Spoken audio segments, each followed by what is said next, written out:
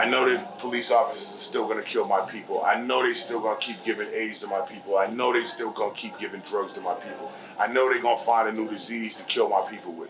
I know they gonna keep us over in the street. I know they're gonna keep railroading us in the court. I know they're gonna keep disrespecting us in the ballot boxes. I know they're gonna keep us over in the schools, disrespecting our women and our children in the streets. It's never gonna stop until the power shuts off, and then we fight back.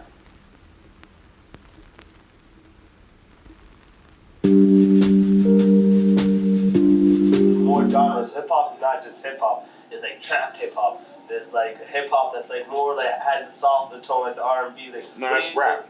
See, there's a difference. Hip hop is the culture. Rap is a part of the culture. Rap is what the MCs do. That's their section of the culture. You know what I mean? And a lot of people get that confused and just automatically just gravitate and pull rap as the whole of the culture, and it's not. And that's where we lose. That's how the culture gets fucked over. You know what I mean? Hip hop is a culture. It's DJing, MCing, b-boying, and graffiti. You know what I mean? If you separate one of them, you just got a piece of the culture. It's not the whole of the culture. Like the b-boys aren't the whole of the culture. The DJs aren't the whole of the culture. The MCs aren't the whole of the culture. Nor the graffiti artists. It's everything. You know what I mean? And with the rap, the MC part, hip hop was meant, hip hop's core power is evolution of art. So if you stay the same way all the time, you're not evolving. You know what I mean? And there has to be different types of rap. There was always conscious rap, there was always party rap, there was always like chick songs, there was always the club song, there was always the battle songs, and then there was the DJ cuts. You know what I mean? Along the line, we kind of like edged all the stuff out that we couldn't put on the radio or make videos out of. We edged all the people who weren't attractive enough to really be in front of a camera or interested enough to be in front of a camera. Funny story. I'm in Springfield. I got into a little altercation with somebody in Boston and ended up at his house in Springfield. While I'm out there, I meet this lady from SCIU. And she comes to my door looking for a nurse. And tells me she's from New Orleans. We start talking, this, that, and the third. And long story short, she tells me that she's in the management and so forth, and I should come to New Orleans. Okay, Katrina had just happened, so cool. I go out there for the second time. When I go out there, she starts introducing me to all kinds of people and, you know, performances and different types of aspects of the art. Because remember, I've been locked up for 15 years. We'll rewind and go into that a little later. You know what I mean? But like, you know, yeah. I really do all that I talk about in my music. So when I go to New Orleans, Sharonda, she hips me to how to be an artist instead of just being a performer or a rapper. And she gives me this quote that kind of changes my life and tells me, what's better than being number one? To which I couldn't answer the question in the first 2 hours. Later on, after we drank a couple of those daiquiris, those motherfuckers with a shot of Everclear, be careful, people. Worse than them hand grenades. You know what I mean? She tells me the only thing better than being number one is the only one. So I should set out to be that. And since that day in 2005, I've been doing just that.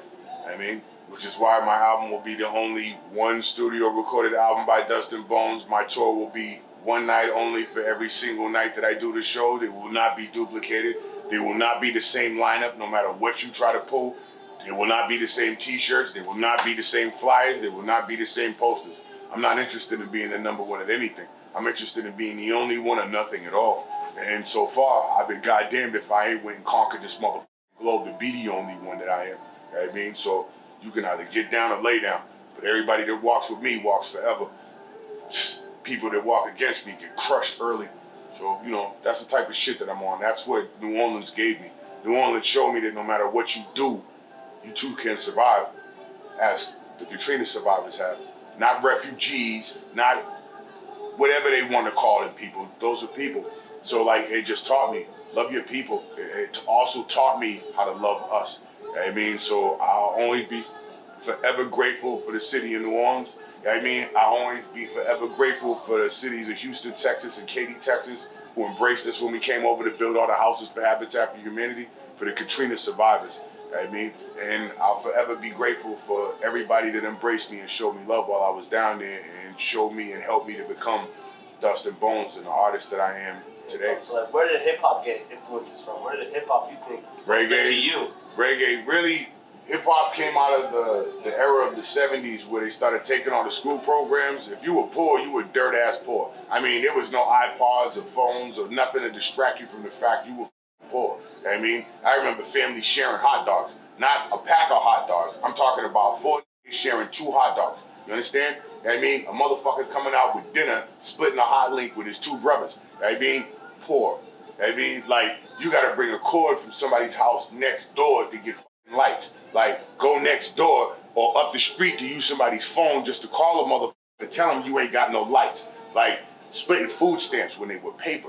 You know what I mean? No school programs, no after school programs. Kids in the street playing in fire hydrants and rolling down the street in tires and shopping carts. This is what you did. And you would take an ass whipping just to get out to go do it. You know what I mean? This is what poverty looked like.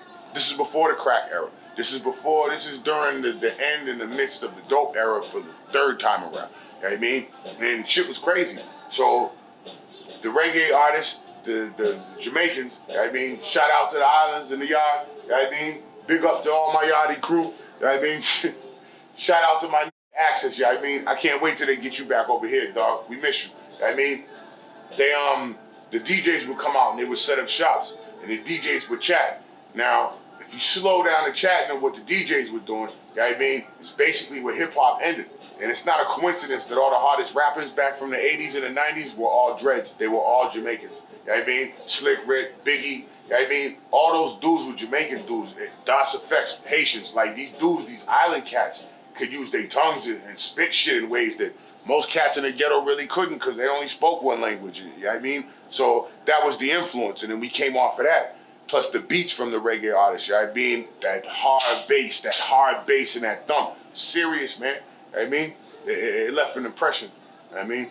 And from there, we started the elements of what it is now, you know what I mean? So pain is necessary, like the devil's necessary. The devil's not evil. The devil has a purpose. He's to go to and fro, whisper in the ears of us, and create mischief. He can't make you do shit. Pay attention. Only you can do that. Anybody can suggest something, but it's up to you to follow, man. You know what I mean? So pain is always going to be there. It's just up to you to let it get you and break you, or to just bounce off you. You know what I mean? And keep moving so you can finish what you on this planet to do. And what I'm on this planet to do is to make the fallen rise and make these pay back for all the shit that they took. You know what I mean? And make us wake up. That's all I'm here for. You know what I mean? I don't got no other motive, no other agenda, no other reasoning, no other anything. I just want us to rise. And goddamn it, we will. You know what I mean? It's Dust and Bones for the elements. I'm here with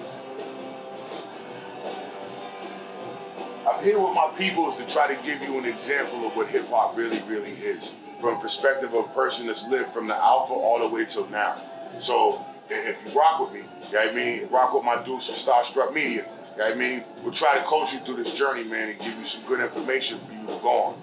And if anything else, just rock with me. I'll always be here for you. You know what I mean? Dust and Bones. God bless, and I love us.